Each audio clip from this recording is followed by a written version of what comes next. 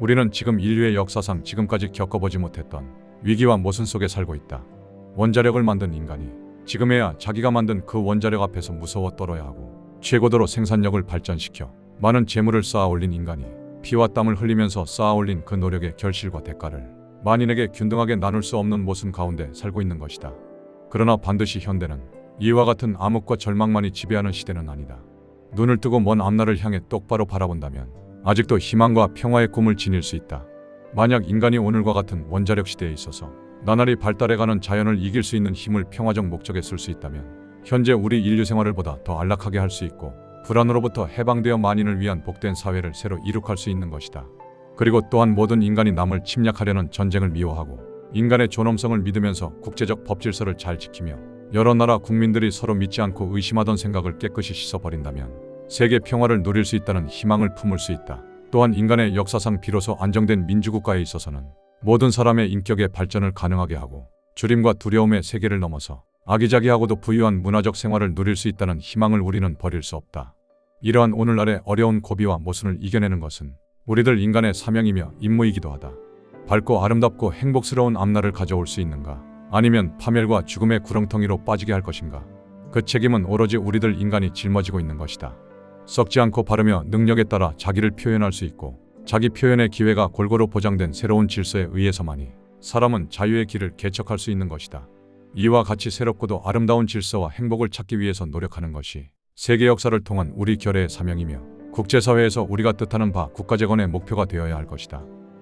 우리 국민 대중은 언제나 국가 권력을 잡은 사람에게 버림을 받아왔으며 자기의 일터에서는 부당하게 자신의 수입을 빼앗겨왔으며 가정에서는 경제적인 궁핍과 굶주림에 시달려왔고 밖으로는 침략을 일삼는 다른 나라 민족의 압박과 서름에서 살아왔던 것이다. 따라서 이번 혁명 후 우리들이 뜻하는 사회란 모든 백성이 국가에 대해서 책임을 지고 자유로운 가운데서 생활을 마음껏 즐기며 자기에게 놓여있는 사회생활을 다른 사람과 더불어 다같이 정치적 문화적으로 도우며 꾸려나갈 수 있는 사회를 만드는 데 있는 것이다. 따라서 정의와 자유는 모든 백성을 규제하는 바탕이 되어야 할 것이다. 왜냐하면 인간의 참다운 가치는 스스로 책임을 지고 있는 것과 아울러 이와 똑같이 결에는 각기 자기의 인격을 키워나가고 동등한 입장에서 사회 발전에 도움이 될 수 있는 권리를 인정하는 데 있기 때문이다. 자유와 정의 그리고 협동으로 이루어지는 서로의 의무와 부담이야말로 국가 재건의 기본적인 이념이 되는 것이다. 나는 이번 혁명을 통해서 우리들이 이룩해야 할 결실은 인간이 재구실을 할 수 있는 사회를 만들어야 한다고 생각한다. 그러한 사회를 만들기 위해서는 다음과 같은 요구와 명제가 분명히 존재해야 한다고 생각하는 것이다. 즉 모든 국민은 단일하고도 강력한 집행기관을 가진 국제적인 법질서에 따르지 않으면 안 되는 것이다. 다시 말하면 모든 나라의 국민은 선진국가든 신생국가든 간에 한결같이 세계 복지 사회를 이룩하는 데 힘을 보탤 수 있는 기회를 평등하게 갖지 않으면 안 되는 것이다. 따라서 궁극적으로 민주주의는 곧 모든 나라들의 국가 체제와 생활 양식이 되지 않으면 안 될 것이다. 왜냐하면 민주주의는 인간의 가치를 존중함과 아울러 각기 자기 책임을 다하는 데 있기 때문이다. 그렇기 때문에 모든 독재, 모든 전체주의와 권력의 지배는 인간의 자유와 양심의 자유를 위해 절대 거부되지 않으면 안 되는 것이다. 왜냐하면 역사상에 있었던 그와 같은 독재자들은 인간의 존엄성을 깔보고 자유를 빼앗고 권리를 무너뜨려 많은 사람들을 정신적으로 도살장에 몰아넣었던 것이다.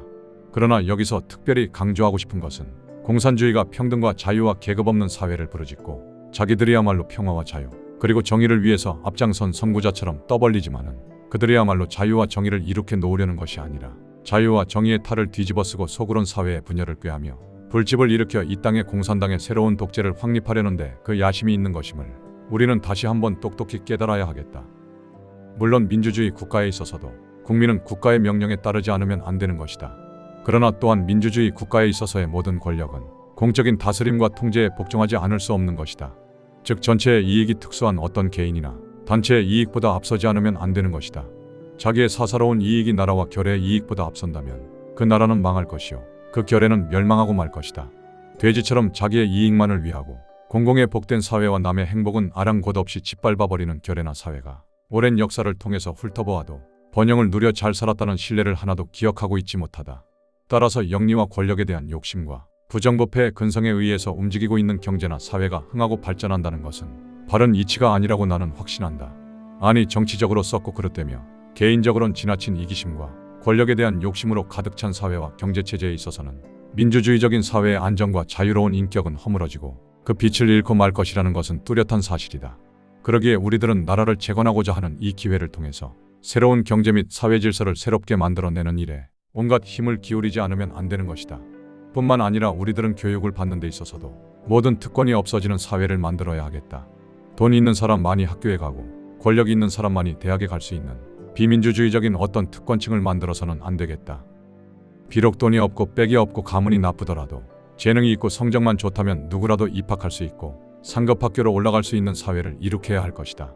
이와 같이 균등한 교육의 혜택은 모든 국민으로 하여금 사회적인 의식을 발전시키는 일이 되며 개개인 책임감을 높이는 일이 되는 것이다.